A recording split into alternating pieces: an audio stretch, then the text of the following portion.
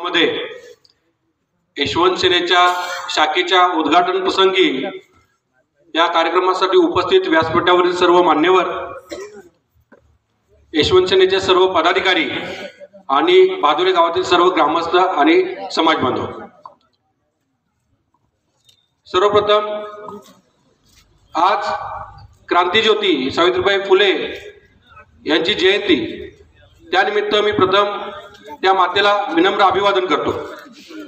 बरोबरच 2 दिवसानंतर महाराजा यशवंतराव होळकर यांचा राज्याभिषेक दिन आहे। त्या दिनाचा औचित्य साधून महाराजा यशवंतराव होळकरांनाही मी विनम्र अभिवादन करतो। आत्ताच नांगरे सरांनी भादोली गावचा संपन्न इतिहास सांगितला, सांस्कृतिक वारसा सांगितला। खरं तर इथं आल्यापासून मी मला बघतोय भादोली गावातील सर्वच समाज बांधव अतिशय उत्साहाने कार्यक्रमासाठी प्रयत्न करत आहेत।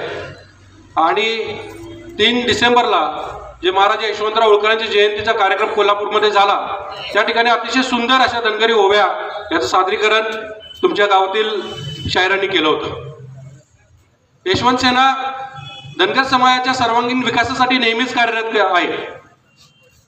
सर्वांगीण विकास म्हणजे आम्ही दरवेळेला सांगत असतो, मग तो सामाजिक असेल, शैक्षणिक असेल, राजकीय असेल, आर्थिक असेल किंवा सांस्कृतिक असेल, या प्रत्येक मुद्द्यावरती कसं धनगर समाजाचा विकास होईल यासाठी आम्ही नेहमी प्रयत्न करत असतो। आणि म्हणून आज माझा ऊर अभिमान भरून आलेला आहे, कारण या भादोली गावामध्ये आपल्या सांस्कृतिक वारशाचं जतन प्रत्येक ग्रामस्थ, प्रत्येक समाज बांधव अतिशय उत्साहाने करत आहे। आज नांगरे सरांसारखे व्यक्ती जे शिक्षक आहेत, माजी मुख्याध्यापक, विद्यमान मुख्याध्यापक आहेत, ते सुद्धा गुंकेपट्टू म्हणून ओळखले जातात। हे ऐकून खरोखर मनाला समाधान वाटते। आणि आताच काल देवाचे बनकर सुद्धा आहेत, ते हेडम खेळतात स्वतः। हे अशा पद्धतीचं धनगर समाजाची संस्कृती जतन करणं, आता आणि काही काय असेल तर लवकर सांगा। त्यामुळं नांगरे साहेबांचं मी मनपूर्वक अभिनंदन करतो की ते आपल्या धनगर संस्कृतीचं, वारशाचं जतन करतायत, संवर्धन करतायत, प्रचार प्रसार करतायत आणि इतर समाजाच्या इतर कार्यक्रमांमध्ये सुद्धा ते हिरारीनं भाग घेत आहेत। त्यांच्या मनात आत्ता त्यांचं भाषण झालं, त्यांच्या मनातली धनगर समाजाविषयी तळमळ जाणवली। त्यांनी मंदिराच्या कामासंदर्भात आवाहन केलं, धनगर समाजाच्या उन्नतीसाठी त्यांनी आवाहन केलं। आणि हे आवाहन करत असतानाच त्यांनी असे आश्वासन पण दिलं की प्रत्येक वेळेला धनगर समाज, भादोली गावातील सर्व समाज हा यशवंत सेनेच्या नेहमी पाठीशी राहील। नांगरे साहेब, तुमचा आभारी आहे, पण आज धनगर समाजाचे अनेक प्रश्न आहेत। तुमच्या भादोली गावाचाच प्रश्न असातले भाग नाही। सगळ्यात मोठा आता सध्या आपला ऐरणीवरचा प्रश्न आहे, तो म्हणजे धनगर समाजाच्या एसटी आरक्षणाची अंमलबजावणी करणं। खेदानं म्हणावंसं वाटतंय की आपल्या समाजामध्ये, समाज बांधवांमध्ये धनगर समाजाच्या एसटी आरक्षणाच्या प्रश्नाच्या बाबतीत तेवढी तळमळ दिसून येत नाही, जेवढी तळमळ मराठा समाजाच्या लोकांच्या मनामध्ये दिसते। मनोज जरांगे पाटलांच्या एका शब्दावरती लाखोच्या संख्येनं लोक इथे उपस्थित राहतात, परंतु आपल्या समाजातील एखादा नेता, मग तो कोणी असो, कुठल्याही संघटनेचा असो, कुठल्याही पक्षाचा असो, त्यानं जर हाक मारली तर आपण जाऊ शकत नाही। परवा नागपूरमध्ये अधिवेशनावरती मोर्चा काढला गेला, कोल्हापुरातून आम्ही फक्त 5 लोक गेलो। मग फक्त कोल्हापुरात 5च लोक आहेत का? कोल्हापुरातल्या फक्त 5च लोकांच्या मनामध्ये समाजाविषयी आस्था आहे का? मग बाकीच्या लोकांनी का नाही यायचं पुढं? माझं या कार्यक्रमाच्या माध्यमातून समस्त समाजाला आव्हान आहे, जिथं जिथं धनगर समाजाचा प्रश्न असेल तिथं तिथं आपण संघटना, पक्ष, हेवे दावे, गट तट विसरून एकजुटाने असंख्य प्रचंड संख्येने तिथं उपस्थित राहून तो कार्यक्रम यशस्वी करणं गरजेचं आहे। आणि तो केला तरच भविष्यात आपलं अस्तित्व टिकून राहणार आहे। नुसतं मी आहे, मी ह्या पक्षाचा, मी त्या पक्षाचा, मी या गटाचा, मी त्या गटाचा, मी या संघटनेचा, मी त्या संघटनेचा, एवढं म्हणून चालणार नाही। त्याच्यामुळं तिथून पुढं प्रत्येक बांधवानं समाजाच्या प्रत्येक कार्यक्रमामध्ये जिथं जिथं समाजाचा प्रश्न असेल तिथं येणं आवश्यक आहे। आज सावित्रीबाई फुलेंची जयंती आहे। सावित्रीबाई फुले का पाटलांची मुलगी? काय गरज होती त्या पाटलाच्या पोरगीला त्या ज्योतिराव फुलेचं ऐकून लोकांच्याकडनं शेंग अंगावर मारून घ्यायचं? काय गरज होतं त्या पाटलाच्या पोरगीला की त्या ज्योतिराव फुलेंचं ऐकून लोकांच्या शिव्या खायच्या? पण त्या बाईच्या, त्या मातेच्या मनात तळमळ होती, समाजाविषयीची तळमळ होती, त्या अशिक्षित मुलींची तळमळ होती. आणि त्यांच्यापासून प्रेरणा घ्यायची ती काय घ्यायची? तर हीच घ्यायची आहे ज्यांच्याकडे जे सक्षम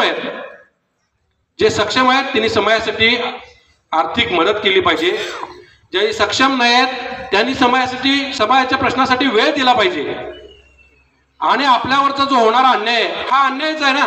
आपल्याला ST आरक्षण जर आपल्याला संविधानाने दिलंय आणि आपल्या गळ्यात NTचं आरक्षण मारलंय, आपल्या तोंडाला पानं पुसल्यात NTच्या नावाखाली, तर हा अन्यायाविरुद्ध आपण लढणार नाही तर मग कोण लढणार?